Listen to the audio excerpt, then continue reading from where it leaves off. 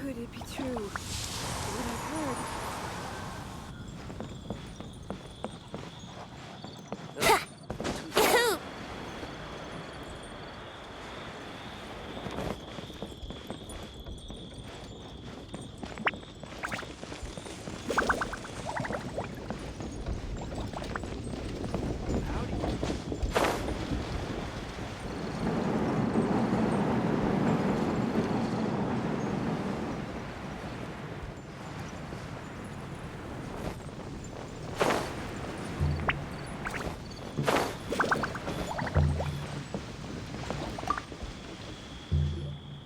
Wang Shu-in now hiring. Urgently seeking one temporary chef willing to pay top Mora, salary negotiable. Look, Traveler, an urgent hiring notice and they're paying top Mora too! Oh, Paimon likes the sound of that. You're right, it is strange. Do you think something happened to Yanxiao? Cause that guy barely lets anyone ever set foot in his kitchen. Doesn't exactly seem like the type to hire help.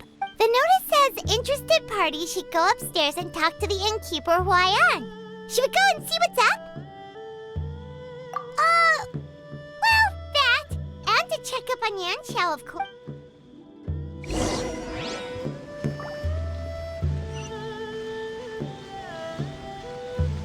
Welcome. Take a seat, please.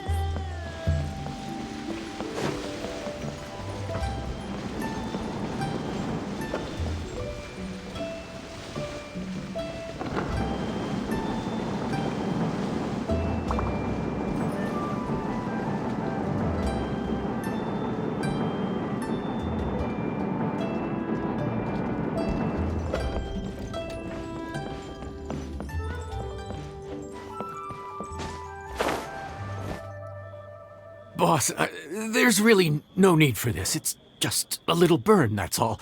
It won't get in the way of my work. Perhaps not, but continuing to work will only hinder your recovery. You need to rest for a few days. We'll figure something out. Huayan! Yanxiao! Oh? Traveler and Paimon! What brings you to this neck of the woods? And we decided to come check up on Yanxiao. I knew we shouldn't have posted that notice. It's really nothing to worry about. I'm fine. I swear. How kind of you. My thanks to you both. And thanks on Yanxiao's behalf, too. There's nothing to be embarrassed about, Yanxiao. Just tell them what happened. Oh, all right. Well, basically, we had a lot of guests pouring in for the lantern rite. Things got busy, I started rushing, and I ended up accidentally burning my hand while plating a dish. Well, you know what they say.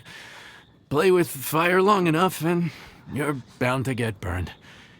Even the best chefs slip up sometimes. Anyway, it's nothing, just a tiny burn. I can still... Now, I don't want you pushing yourself. You'll only make it worse. And then you'll be looking at more than just a couple of days off to recover. But the lantern rite's only just finished, and we're still getting tons of guests. Now's not a good time for me to rest. Plus, lots of the guests are visiting from other nations. We can't just bring in some random chef off the street. We have a reputation to uphold. I refuse to let someone else ruin the good name we've made for ourselves here. Listen to you. Anyone would think that you're the boss and not me. But he's not wrong. Yanxiao was one of the favorites in the Masterful Chefs tournament. No matter how you look at it, his are big boots to fill. I don't mean to boast, but any chef of my caliber probably has their own restaurant to look after. It's not going to be easy to find someone who's got the skills and has the time to help us out. Looks like we might have to increase the pay we're offering even further. Do we know anyone that's a good chef and has the time to help out? Oh, of course, you! Oh, right. Yes. Now I think about it, I do recall hearing good things about your cooking ability. I suppose I'd added you to my mental list of people who can hold their own in a combat situation, but forgot you can cook. mental list of people who can fight. Maybe a story for another time. More importantly, I'm sure Yan Xiao would be comfortable leaving his kitchen in your hands, if anyone's. What do you think, Yan Xiao? Well, since it's you, I suppose that's better than anyone else. What do you think, Traveler? Should we do it? I should warn you that cooking for customers is quite a different ballgame from cooking for yourself, so I'll stick around the kitchen over the next few days to help smooth things over. Oh, so he's not leaving the kitchen after all? I believe there's some spare kitchenware here at the inn. Boss, would you mind? Of course, of course. I'll take care of it.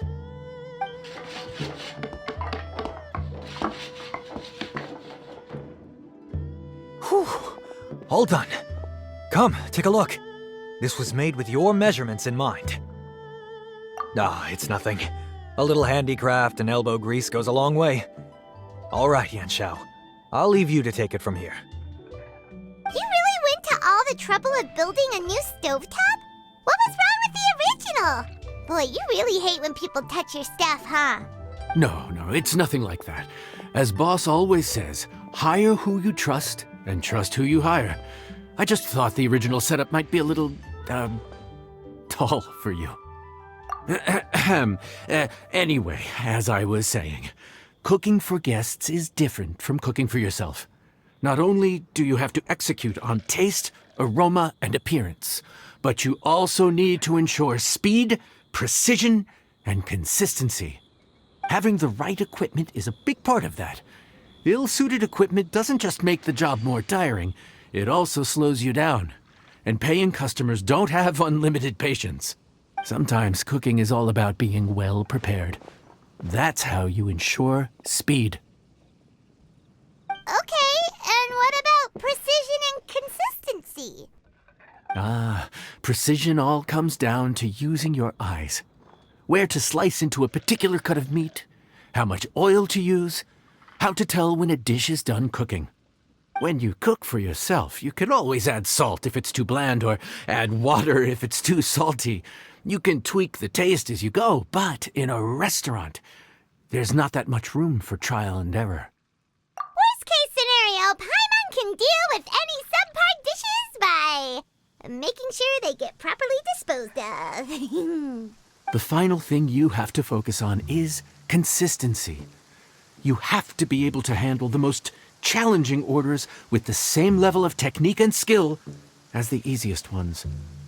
This is particularly important when you have guests from all over, each with their own tastes and preferences.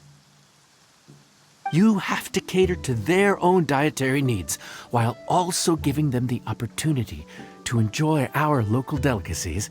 This last point is making Paimon's head spin. Don't worry. Matter of fact, someone as well-traveled as you may even have a better handle on it than me once you get started.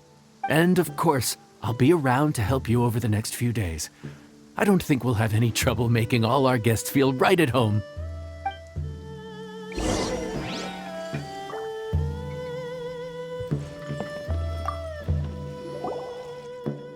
There's no time to lose, so let's get started. I imagine you probably have a good handle on the cooking side of things already. What you need to pay attention to is remembering each table's order. Try not to get them mixed up. Oh, Paimon's memory is like a steel trap. This is gonna be a cinch.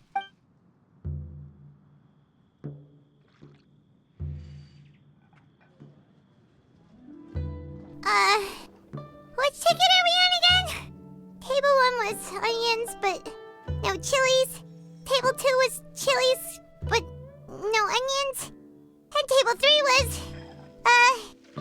table 3 was chilies, but hold the chilies? Ah! Was Paimon just sleep floating? We didn't even get a break in the middle. Paimon's brain has turned to mush. Is it always this busy here? No, but this is peak season. You both did a mighty fine job for your first time serving guests at the inn. Luckily, all our customers were familiar faces this time around, so we didn't get any strange requests. Otherwise, today would have been even more challenging. No strange request? Someone asked for almond tofu drizzled in soy sauce. Even Paimon has never tried that combination. It's a wide world out there. People have all kinds of different tastes. Being able to cater to all is the real essence of Liyue cuisine. Also, the thing about requests is that they're usually very specific. So as long as you do what they asked, you're unlikely to have any issues. What's really tricky is when guests give you free rein to do anything you want. Excuse me. Are you still open by any chance? Paimon knows that voice. Let's go check it out. What should we do? It doesn't look like anyone's here. If only we'd gotten here a bit sooner. It's all right. If we start building a campfire now, we'll be eating before too long. Right. Besides, if anyone's to blame, it's Linny. So busy being a greedy culture vulture that he lost track of time. Linny, Lynette, Fremine, it is you! Paimon? So, is the Traveler here?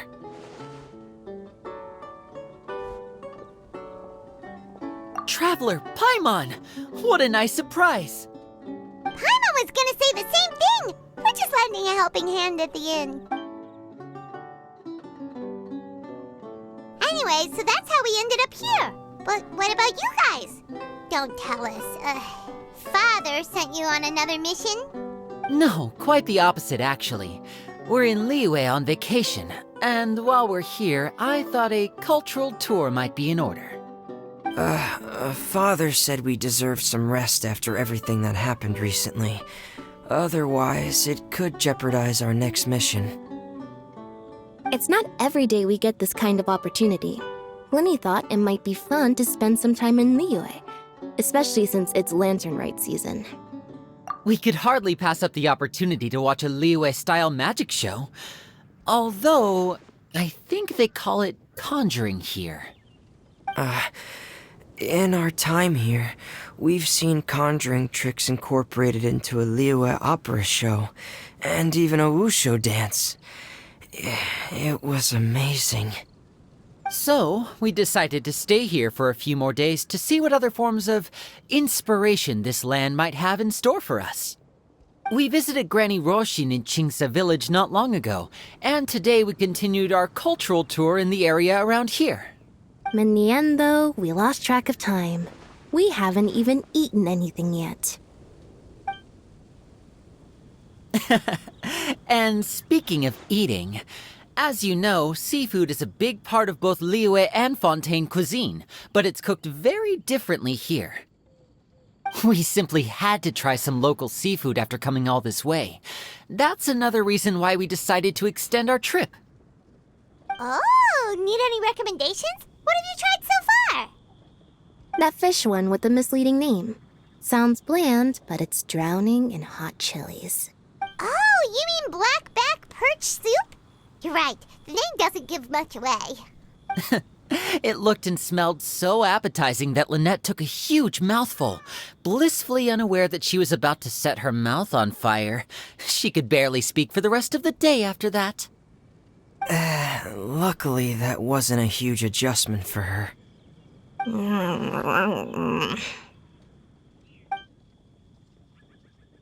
What? Aren't you guys hungry too?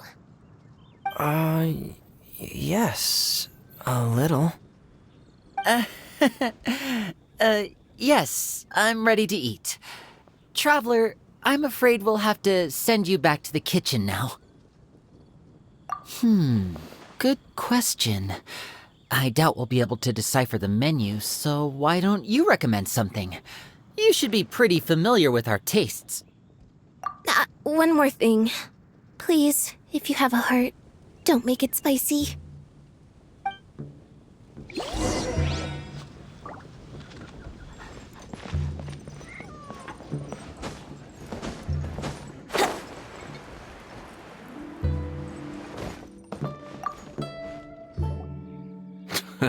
Fontaine, huh? No wonder they can't handle too much spice. Still, If we make the food too bland, they might as well be eating back home. There's this crab and shrimp stir-fry I know that could work. It's quite heavily seasoned, but it's a lot milder than it looks. It has a light but really satisfying flavor. Ooh, that sounds perfect! What's it called? Well, this is where it gets interesting. They call it the Palace Jewels. The crab roe is supposed to look like pearls of gold, and the shrimp meat like chunks of jade. Here's the recipe. When you're ready, go ahead and give it a try.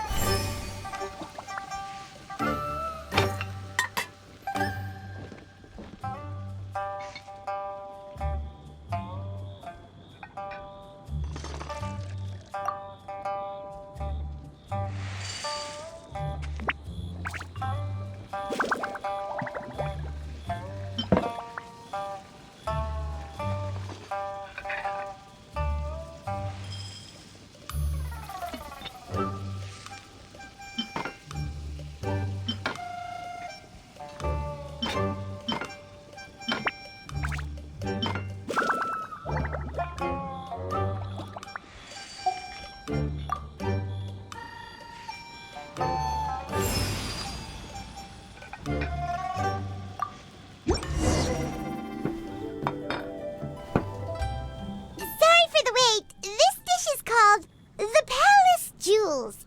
Enjoy!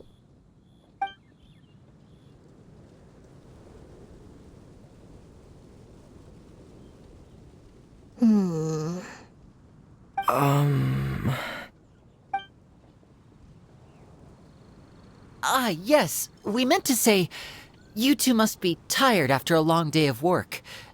Do you want to eat with us? Oh, now that you mention it, Paimon is a little hungry. Well, if you insist, then who are we to refuse? Oh, right, of course. You're still our customers. Why aren't you eating? The sauce looks a little overpowering. According to Liyue custom, it's probably good table manners to let someone else go first.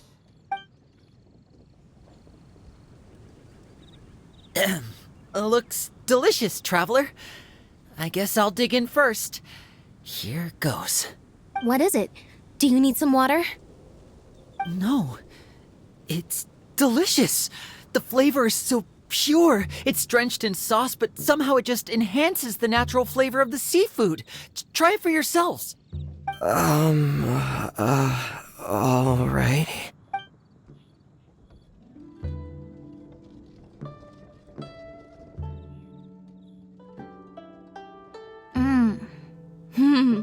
What is that?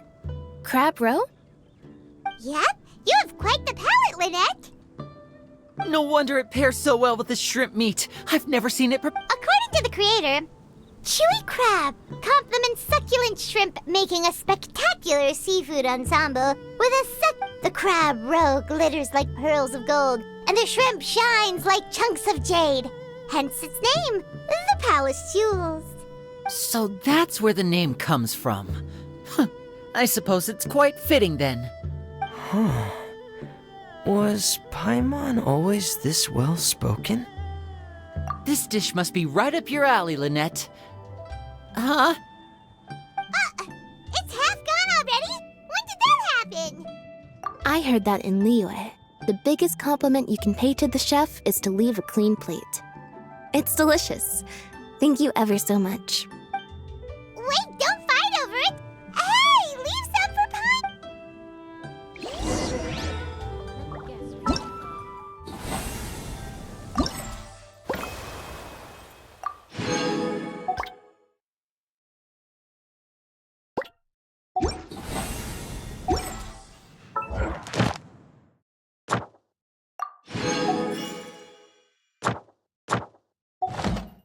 Come on, traveler, let's go! The world is full of lost ballads just waiting to be rediscovered.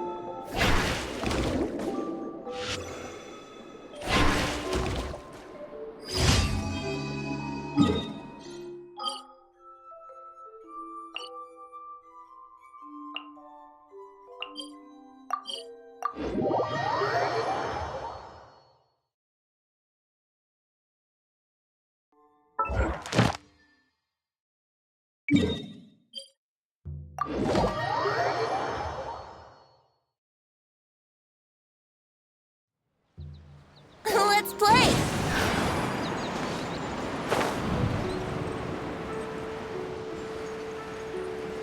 Wouldn't gliding be faster? Add Astra. Thank you for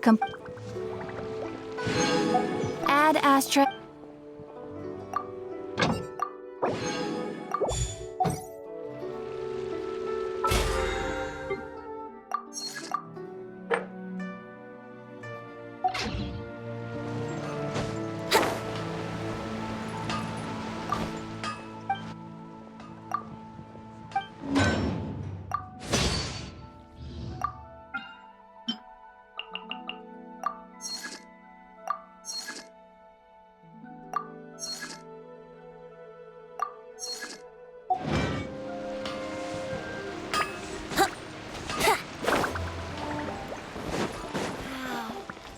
Leo's really got a lot going for it.